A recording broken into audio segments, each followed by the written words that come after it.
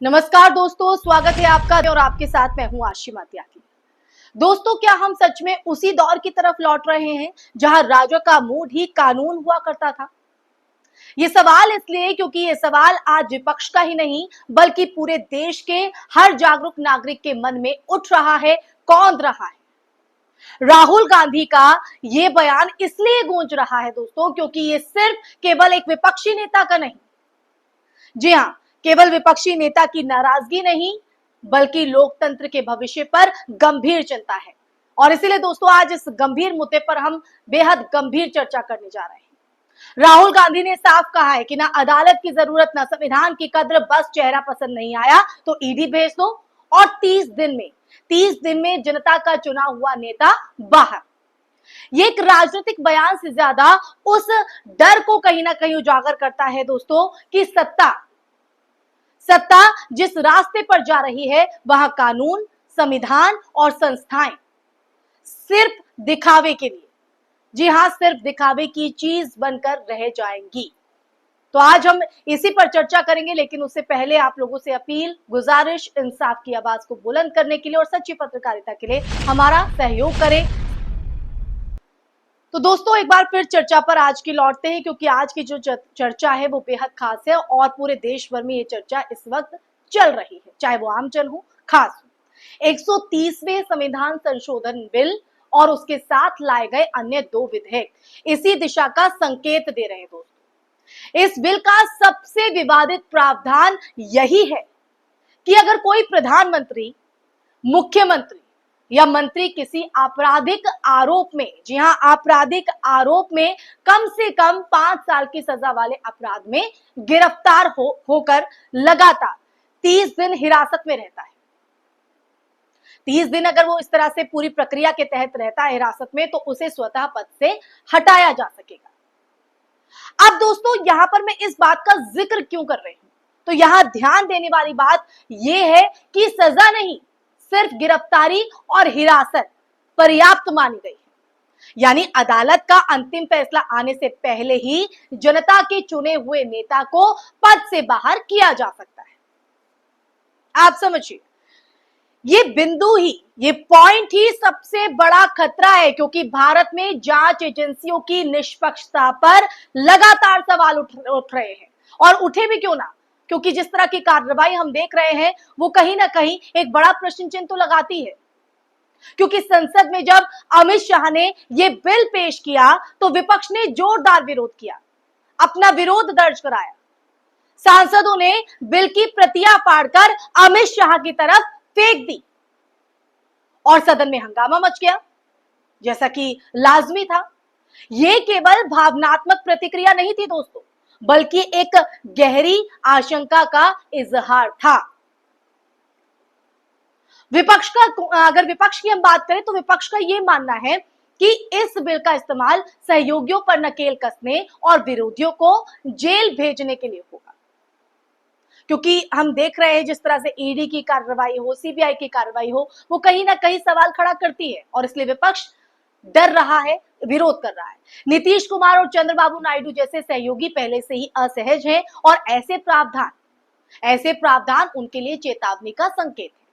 विपक्षी नेताओं को यह डर है कि अगर कल केंद्र चाहे तो इन नेताओं पर मुकदमा लगाकर, गिरफ्तारी दिखाकर उन्हें 30 दिन में, जी हां, 30 दिन में सत्ता से बेदखल कर देगा इस बिल के तहत। इसलिए विपक्ष इसका विरोध कर रहा है कि निष्पक्षता कहां है। राहुल गांधी से लेकर एमके स्टालिन, ममता बनर्जी, प्रियंका गांधी और असदुद्दीन ओवैसी तक ने इसे लोकतंत्र पर हमला बताया है, एक बड़ा घात बताया है। स्टालिन ने तो यह साफ कहा है कि यह संशोधन भारत को तानाशाही की ओर ले जाने वाला है। तो क्या हम वाकई तानाशाही की तरफ बढ़ रहे हैं? वहीं कांग्रेस की बात करें तो कांग्रेस सांसद मनोज झा ने इसे विपक्ष को जेल भेजने का नया हथियार कहा। दूसरी ओर अमित शाह और बीजेपी का अगर तर्क देखें, उनकी अगर बात देखें तो उनका यह कहना है कि यह बिल किसी एक पार्टी या नेता के खिलाफ नहीं बल्कि सब पर लागू होगा। कैसे? यहां तक कि खुद प्रधानमंत्री भी अगर जेल में हो तो उन पर भी ये नियम लागू होगा। यानी सरकार इसे जवाबदेही और शुचिता का कदम बता रही है। अब आप देखिए बीजेपी के तर्क देखिए और विपक्ष किस तरह से विरोध जता रहा है उसे आप समझिए। प्रशांत किशोर जैसे रणनीतिकारों ने भी इसे समर्थन देते हुए कहा कि जेल से शासन नहीं हो सकता है, लेकिन सवाल यह है कि जब जांच एजेंसियों पर भरोसा ही ना हो तो क्या केवल 30 दिन हिरासत को आधार बनाकर जनादेश को नकारा जा सकता है? वो जनादेश जो अर्श से फर्श पर ला सकती है और फर्श से अर्श पर ला सकती है। अपना कीमती समय निकालकर वो वोट देती है, अपने अधिकार का इस्तेमाल करती है। इस पूरे विवाद का जो सबसे अहम पहलू है ना दोस्तों, वो ये है कि लोकतंत्र में जनता ही अंतिम निर्णायक होती है। आप और हम, जनता अपने प्रतिनिधि को चुनकर भेजती है, वही उसके कामकाज का मूल्यांकन करती है कि धरातल पर काम हो भी रहे हैं या नहीं हो रहे हैं। अगर कोई नेता दोषी है तो अदालतें हैं, संविधान है, न्यायिक प्रक्रिया है, लेकिन यहां प्रक्रिया को छोटा कर दिया जाता है और छोटा कर सीधे गिरफ्तारी पद से हटाना और फॉर्मूला लागू किया जा रहा है। और जब गिरफ्तारी का औजार सरकार के हाथ में हो तो इसका इस्तेमाल किसके खिलाफ होगा, ये तय करने में ज्यादा समझ की जरूरत नहीं है दोस्तों। इसलिए मैंने आपको एक बारीकी से विपक्ष का क्या कहना है, सत्ता पक्ष का क्या कहना है और क्या इस बिल के जरिए प्रक्रिया लागू होगी। इतिहास दोस्तों हमें यह बताता है कि जब जब लोकतंत्र के भीतर से ऐसे कानून बनाए गए हैं जिनका इस्तेमाल असहमति दबाने के लिए हुआ हो तो नतीजे हमेशा डरावने रहे। इमरजेंसी इसका सबसे बड़ा उदाहरण है दोस्तों, सबसे बड़ा उदाहरण। बस फर्क इतना है कि तब इमरजेंसी खुलेआम घोषित की गई थी, खुलेआम, और आज वही खेल कानूनी सुधार और संशोधन के नाम पर खेला जा रहा है लोगों के साथ, उन्हें गुमराह कर। लोकतंत्र की हत्या पहले की तुलना में आज और भी खतरनाक ढंग से हो रही है दोस्तों, और ये वजह है कि हम आज इस पर चर्चा कर रहे हैं, आप लोगों से सच रख रहे हैं आपके सामने कि खतरनाक ढंग से ये हो सकती है, क्योंकि ये हत्या संविधान की किताब के पन्नों के भीतर ही लिखी जाएगी दोस्तों। असल सवाल यही है कि क्या ये बिल लोकतंत्र को बचाने के लिए है या उसे खत्म करने का एक रास्ता है। ये सवाल आपसे है, कमेंट बॉक्स में कमेंट करके अपना जवाब जरूर दीजिएगा दोस्तों कि आपको क्या लग रहा है। क्योंकि अगर कल किसी विपक्षी मुख्यमंत्री को झूठे आरोप में गिरफ्तार कर लिया जाता है तो क्या जनता की चुनी हुई सरकार, आपकी और हमारी चुनी हुई सरकार 30 दिनों में गिरा दी जाएगी?